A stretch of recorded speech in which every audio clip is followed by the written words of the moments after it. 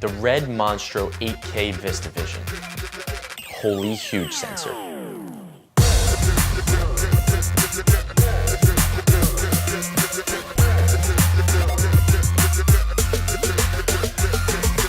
What's up everybody, Anthony Serratelli here, and welcome to another one of my Road to Red series episodes where I teach, test, and talk about my experience as a Red camera owner. So last week, in case you missed it, Red announced their newest, biggest, and most expensive camera in their arsenal, the Red Weapon Monstro 8K VistaVision. This bad boy is available for purchase at a measly $80,000. And that's of course the brain only. If you want to make it operational and accessorize with a couple cool toys, you're looking at a smooth 100K. Now, as a lover of Red cameras, the initial news, minus the price, is super exciting. I'd love to see Red pushing the limits and breaking boundaries with their new technology, so let's take a deeper look into this and see what the big deal is. The Monstro's breakthrough spec is the 8K VistaVision sensor. It's pretty massive, coming in at over 37% bigger than the Helium 8K Super 35 sensor. If I'm not mistaken, this is Red's first full-frame camera. If you look around, they label a lot of things as FF, which you would think means full frame, but actually means full format. And they're careful to do this. The reason being is that none of their cameras offer a full frame coverage,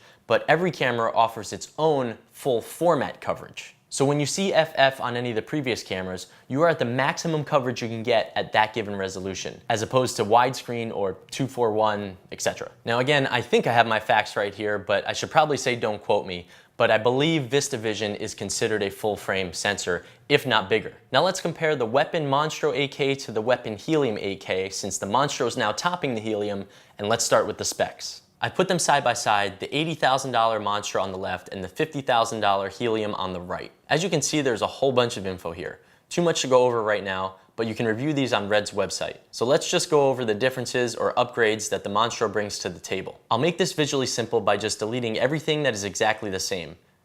Every spec is exactly the same, except the sensor size and dynamic range. They both shoot 8K, they both shoot up to 60 frames per second in 8K, they both record at 300 megabits per second. This list goes on, but the only difference in the end is the sensor. It's way larger. Physically, look at it. So what does a larger sensor do, and why does that result in a $30,000 upcharge?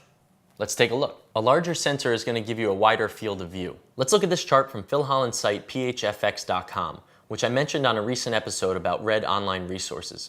If I trim the fat here and just pull out what we need to focus on, you can see how much bigger your field of view will be with the Monstro sensor than that of the Helium. I kept the 4K and HD in here for effect, so you can really see how big 8K is. So with a larger field of view usually comes a larger depth of field. Also generally coming with a larger sensor is better low light performance. Another result of a larger sensor could be greater dynamic range, and they're claiming about a half stop more for the Monstro over the Helium sensor. Seeing a pattern here?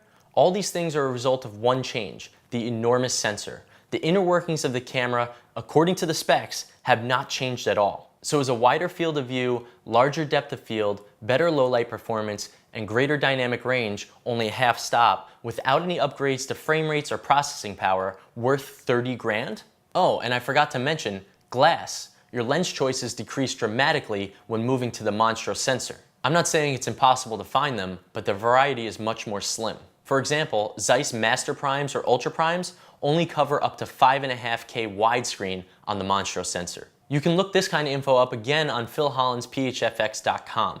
I know it probably sounds like he's paying me to say this, but it's just my recommendation and simply the best site out there for any Red tech specs and info. So he's not paying me to say this, just wanted to mention that, but maybe he wants to, so pay me, Phil. Anyways, back to my question as to whether it's worth $30,000 more than the Helium 8K.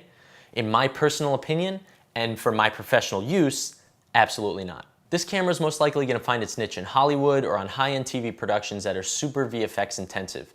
Guardians of the Galaxy was shot on the VistaVision, things like the Avengers or Transformers might be good candidates, but I just don't see it hitting much of any other type of market. Again, that's just my opinion. Focus on the facts, the specs, and what the practical use would be for you, as you should any other camera, and decide for yourself if it's worth using on any of your projects. Monstro side note, the cameras don't actually ship till 2018. So that's Red's big news. Hopefully I helped you understand what the Monstro has to offer. If you like this video, please do me a solid and hit the like button. Even better, click the subscribe button and hit that little bell so you get alerts to all future episodes. Please feel free to comment below or reach out to me on any of my social medias, @JerseyFilmmaker. As always, thanks so much for watching, and I'll see you next time.